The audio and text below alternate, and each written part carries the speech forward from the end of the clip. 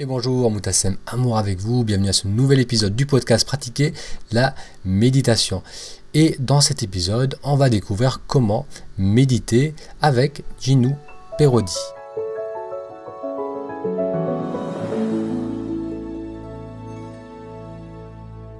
Alors si vous avez déjà été sur le blog Pratiquer la méditation, vous avez certainement découvert les conseils que je donne pour commencer à méditer, pour mettre en place les bases d'une pratique régulière de la méditation.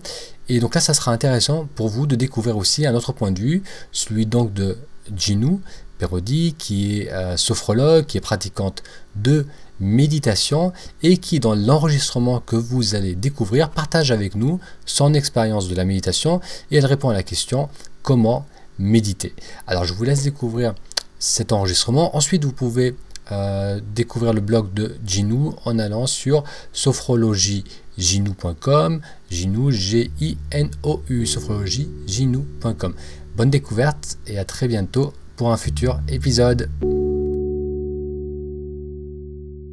Bonjour et bienvenue sur ce podcast. Je vais vous parler aujourd'hui de comment méditer. Tout d'abord, vous parler de ce qu'est pour moi la véritable méditation. La méditation est une philosophie de vie où l'on apprend à être conscient de moment en moment. Donc, dans le présent, ici et maintenant, dans tout ce que nous faisons au cours de notre journée.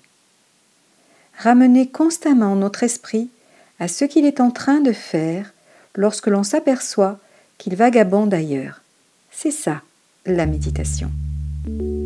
Maintenant, pour ce qui est de la pratique de l'état méditatif, si l'on débute, il est préférable de choisir un endroit calme, chez soi ou dans la nature, un endroit où vous vous sentirez en parfaite harmonie, un endroit qui sera dédié uniquement à votre pratique.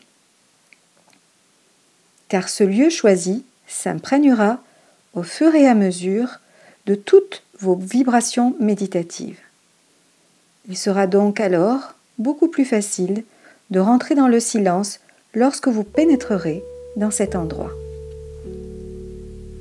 Une fois l'endroit choisi et aménagé à cet effet, vous vous mettrez à l'aise dans vos vêtements, confortablement installés sur un coussin, une chaise ou encore un fauteuil, le dos bien droit, afin de rester éveillé, l'esprit vif et d'accueillir cet état.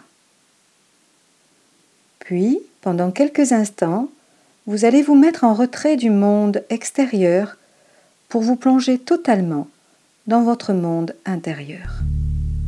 Ce moment de pause dans votre journée devra être quotidien et même à heure régulière si possible,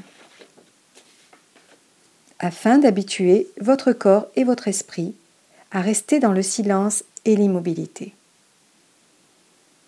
Il est néanmoins conseillé de commencer à pratiquer par des méditations dites actives. Méditation guidée par de la musique zen et une voix qui accompagne et dirige votre souffle, votre respiration, afin de vous permettre de mieux lâcher prise. Car en effet, il n'est pas évident, surtout au début, de rester immobile et de faire face au remue-ménage de son mental. Il est même tout à fait normal que vous soyez envahi par vos pensées et émotions. L'esprit, n'étant pas encore dompté, va chercher par tous les moyens à fuir pour ne pas justement être face à toutes ces émotions. Il est aussi tout à fait normal de ressentir encore dans son quotidien, malgré une pratique régulière, des angoisses ou du stress. Car la méditation fait remonter de notre inconscient des blessures émotionnelles non résolues. Mais ces moments d'angoisse ou de stress s'apaiseront progressivement, car nous aurons regardé profondément à l'intérieur de nous-mêmes toutes ces émotions, toutes ces peurs, sans les transformer ou les occulter. Et c'est cela le but de la méditation. En pratiquant régulièrement, une certaine paix s'installera durablement. Être patient, dans l'accueil et l'acceptation de tout ce qui est, et une transformation de l'esprit s'opérera tranquillement. Même si au début, se poser pour méditer vous semble être une contrainte, cela deviendra très vite un moment privilégié, qui vous appartient totalement, un moment de connexion avec vous-même, en laissant dehors le trop de bruit, le trop d'agitation et le trop de stress.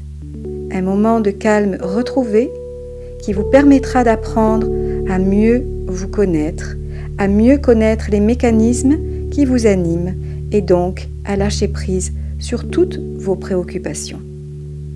Merci d'avoir écouté ce podcast et je vous dis à très bientôt pour partager à nouveau.